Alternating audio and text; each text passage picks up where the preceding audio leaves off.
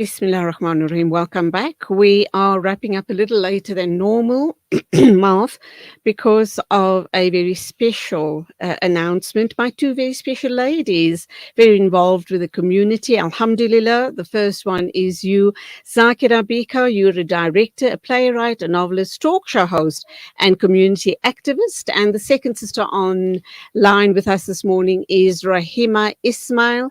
She is the founder of Little People's Learning Academy. So this has to do with the little darlings in our lives. Let's start with you first, Zakira, and you're going to talk to us about the Imaan Abdul Rahman Walk and Wheels. Would I be right? Is that what it's all about? Assalamu alaikum wa rahmatullahi wa barakatuh. Thank you so much, Julie, for giving us this opportunity. That's correct. We're talking about the Abdul Rahman Walk and Wheels Fun Walk happening on the 19th of May at the Lodium Sports Stadium.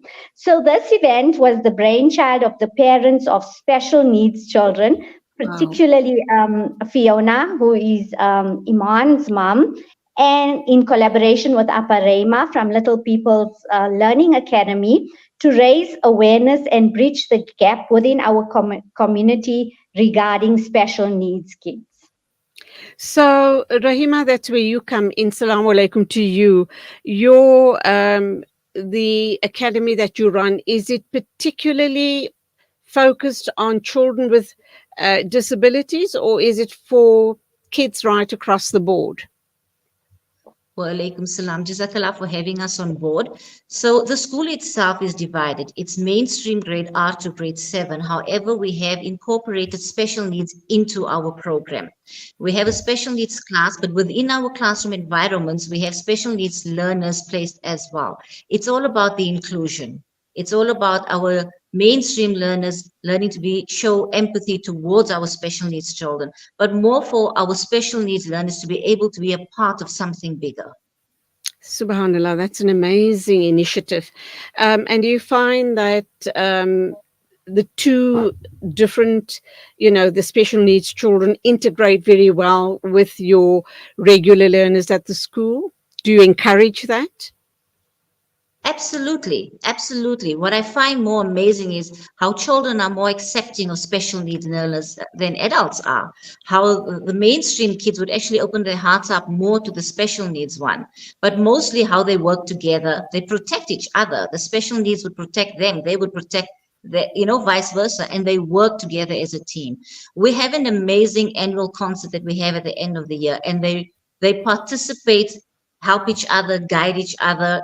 The inclusiveness that they have for each other is amazing. It's what us and adults can learn from them as children.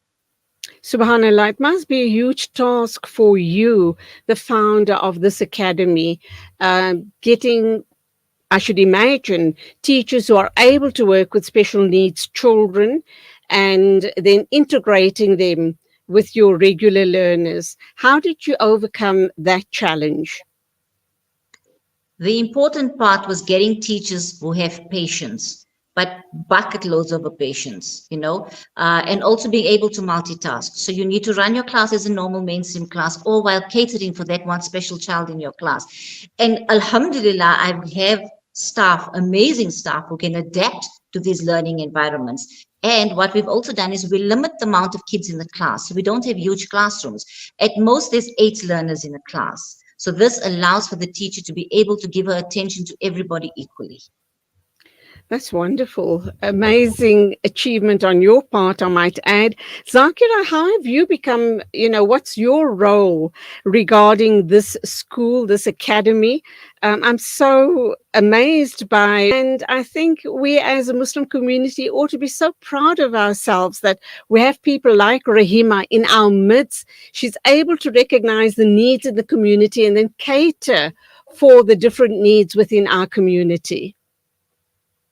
Alhamdulillah, you on point there, Julie. So how I got involved is that it's a community project, and I think that they should be, definitely needs to be awareness, because there's always this fear and discomfort, when interacting with special needs children. And I think that that fear and discomfort comes from our lack of knowledge and stereotyping. So I think this initiative was such a great one, and that's how I got involved. I wanted to go down to grassroots, and once again, it's about female empowerment. It was the brainchild, like I said, of women, basically, to get the community together to get involved in this project. And that's how I went to the school, and it started with me interviewing Imaan. And her one word that she made was said was so important and so pivotal in this whole thing. And she said, when I said what's the reason for this project, she says inclusion. Wow. And that's like a beautiful word, and it's now centering around this whole thing. And Rahima has explained it nicely, this aspect of all inclusivity. And I think that's what our community needs to be more aware of. So, Rahima, for way too long, not only our community, but I think right across the board, children with special needs have always been marginalized. And of course, the parents didn't know how to deal with it, to deal possibly with their children, their special needs, what they need from parents and the community as a whole. And that resulted in the marginalization.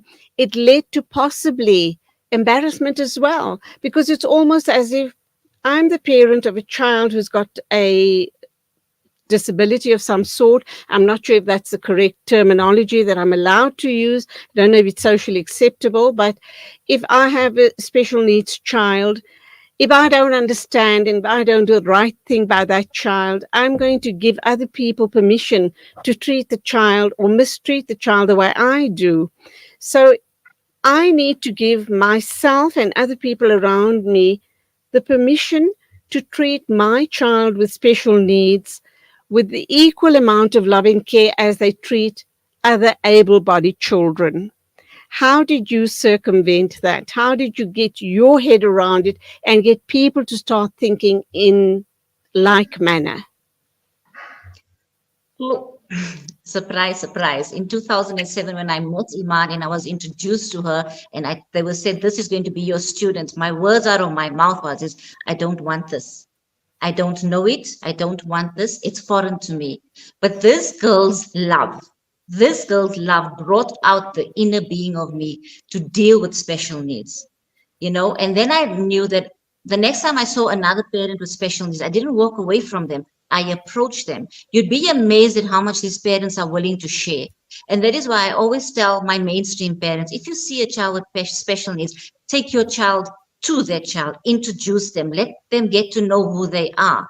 And it's only through that, through educating each other on special needs. These kids don't have a disease. They are literally just differently abled. And that's the important thing. And once the little ones can see this, they just accept them as their own. Absolutely. And I'm sure that must have been huge learning for you as well. And I'm sure when you said, "I don't want this," your very words, "I don't want this," was not out of carelessness on your part. It was possibly out of fear because you felt you didn't want to do a disservice to this child. She comes into your school, and if you don't know how to deal with her and do the best for her, you're going to be doing a disservice to her. So it was not out of carelessness, and I salute you for that.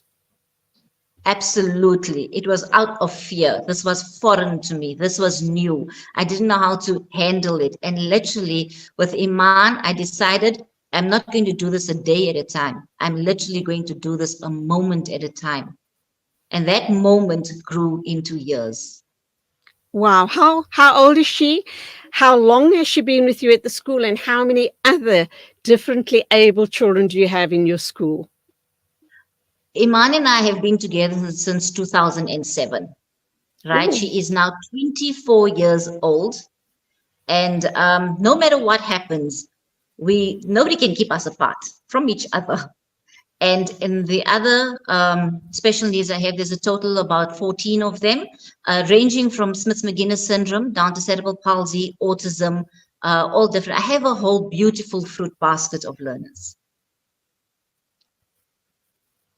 Subhanallah, how have you prepared yourself to deal with all of these differently abled learners, because I guess there's no two people that have the same type of disability, so to speak. So you really have to have so much of knowledge and so much of energy together with your team, your teaching team and support aides. You guys have to be on top of your game. How do you keep abreast with all of this and make sure that you do right by each and every one of those children? So, Julie, if you walk into my class, you'll think I'm a mad woman because I'll start the tone. Each child requires a different tone of voice. Each child requires different body language, and I adjust accordingly, moving from child to child. We attend a lot of workshops. We attend anything that's going to help us to improve in any way, whether it's taking on new lessons or furthering our fields of study. That's what we do. But mostly, it's the human interaction that needs the most adjusting. I have in my class a little boy that can't take it when I raise my voice. So I need to go and apologize to him first before I raise my voice. And then I got another one who would only adapt or work or sit when I do raise my voice. And I've got another one that needs to kiss and hug me all the time. So the human touch is the most important thing that needs to be improved. And somehow, with the grace of the Almighty, I've just managed to adapt to the needs of each and every one of them. Subhanallah. Do you have any energy when you get back home at night? I think I do. Zakira, let's come to you and talk about this big event happening on the 19th, inshallah, and why we should all be attending. Okay, this is a shout out to our community and other communities also, but specifically to Laudium and surrounds. Please come along on the 19th of May. Bring your families to join on a fun-filled day. And remember that within this environment, we're also going to be educating each other. And like Rahima says, and you, Julie, also have said that we need to embrace this and be, let it be all inclusive.